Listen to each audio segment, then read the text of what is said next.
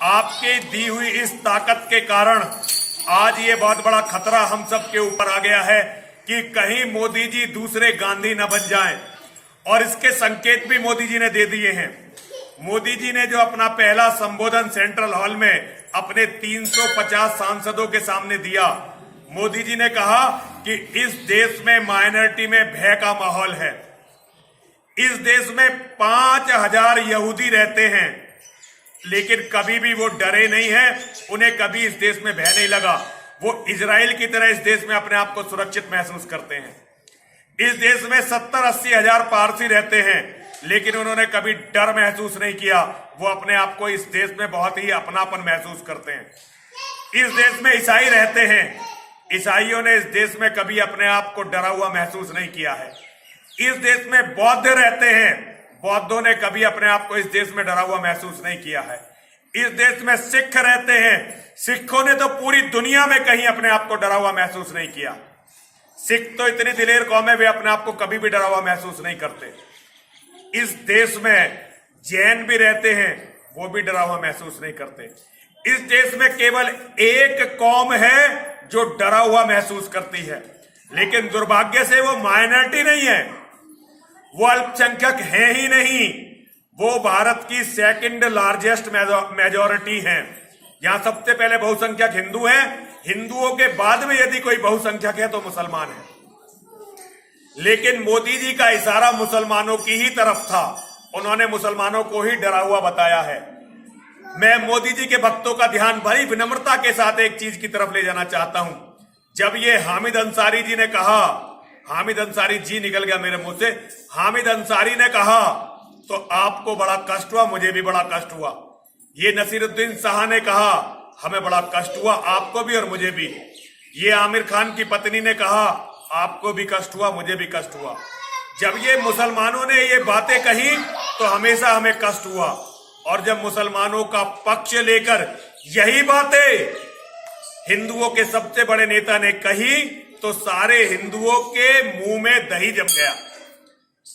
इन रमजान में, ये जो रमजान चल रहे हैं, इनके पवित्र महीने, इनमें इन्होंने भारत के विभिन्न स्थानों में कम से कम 100 हिंदुओं का शिकार कर लिया।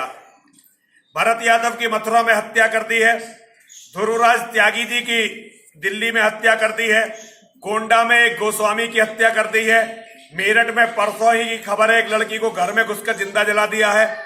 इन्होंने रोजा इफ्तार के साथ पूरी पवित्रता हिंदुस्तान में फैला दी है। एक एक मुसलमान 15-15, 20-20 बच्चे पैदा कर रहा है देश पर कब्जा करने के लिए। पूरा अपराध जगत मुसलमानों के हाथों में जा चुका है, लेकिन फिर भी मुसलमान डरा हुआ है। अब एक तरीका मोदी जी के पास रह गया है कि वो किसी भी तरह से सारे हिंदुओं को प्रेरित करके हिंदुओं की बहन बेटियों को मुसलमानों के घर में दिलवा दे। आरएसएस के नेताओं ने और हिंदूवादियों ने यह काम बहुत किया है। आज तक भी आरएसएस की जब भी सरकार बनती है तो उन्हीं मुसलमानों को मंत्री बनाया जाता है जो लव जिहाद करके आते हैं। मोदी जी से अनुरोध है कि मान सिंह की, मिर्जा राजा जय सिंह की इस परंपरा को वो आगे बढ़ाएं। और एक काम और मोदी जी कर सकते हैं जो मुझे लगता है करेंगे। पिछली बार मोदी जी ने अपने 5 साल के कार्यक्रमों में, 5 साल के अपने जितना उनका कार्यकाल था, उसमें हरिजन SC/ST एट्रोसिटी एक्ट को बहुत ताकतवर बनाया था। मुझे लगता है कि अब मोदी जी सांप्रदायिक विलक्षित हिंसा रोकथाम अधिनियम को ताकतवर बनाएंगे और हम पर थोप देंगे, ताकि हर हिंदू को मजबूर होकर अपनी बहन बेटी का हाथ पकड़कर मुसलमान के यहां जाना पड़े, उसे देना पड़े। हिंदुओं, आपकी इस प्रचंड ताकत के बाद भारत में एक नए गांधी के उदय की संभावना बहुत बढ़ गई है। बल्कि मैं तो कहता हूं एक नए गांधी ने जन्म ले लिया है। अगर आप अभी भी अंधों की तरह केवल इसी चीज का समर्थन करते रहे तो विनाश बहुत दूर नहीं है। अभी मोदी जी को 5 साल तक आपके समर्थन की जरूरत नहीं है। इतने प्रचंड बहुमत से बनी हुई सरकार को आप सोशल मीडिया पर समर्थन देकर कुछ नहीं कर सकते। मेरा आपसे अनुरोध है, अब सोशल मीडिया पर मोदी जी को जो संदेश दें वो केवल इस बात का दें कि मोदी जी किसी तरह से इस देश में मुसलमानों की बढ़ती हुई जनसंख्या को रोक दें, मुसलमानों की बढ़ती हुई महामारी जैसी आबादी को रोक दें और इसके लिए जनसंख्या नियंत्रण कानून बनाएं। मैं जानता हूं ये कानून नहीं बनने वाला, मैं जानता हूं ये कानून नहीं बनने वाला, मैं जानता हूं ये कानून नहीं बनने वाला, लेकिन हिंदू क्योंकि कंफर्ट जोन में है तो हिंदू के पास करने को नेताओं की चमचागिरी के अलावा कोई काम होता ही नहीं। लेकिन आप जो मोदी जी की चमचागिरी में बहुत बुरी तरह संलिप्त हैं, मैं आपसे केवल इतना अनुरोध करना चाहता हूं, केवल मोदी जी का ध्यान मत रखिए, उस मां का भी ध्यान रखिए जिसने आपको जन्म दिया है, उस बहन का भी ध्यान रखिए जो आपके साथ खेली है, बड़ी हुई है, उस बेटी का भी ध्यान रखिए जिसको आपने जन्म दिया है। और इनकी रक्षा के लिए मोदी जी को मजबूर करिए कि इस देश में मुसलमानों की बढ़ती हुई महामारी जैसी जनसंख्या को रोका जाए।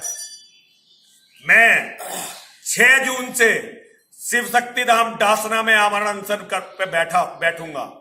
मेरे पास कोई ताकत नहीं है, केवल मेरी मां का आशीर्वाद और भोले बाबा का आशीर्वाद, इसके सिवा कोई ताकत नहीं है।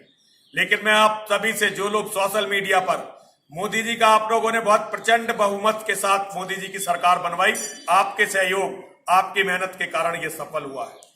अब मैं आपसे अनुरोध करता हूं कि आप मेरी बात भी मोदी जी तक पहुंचाने के लिए मेरा सहयोग करें। सभी लोग बोलेंगे, बोलिए हर हर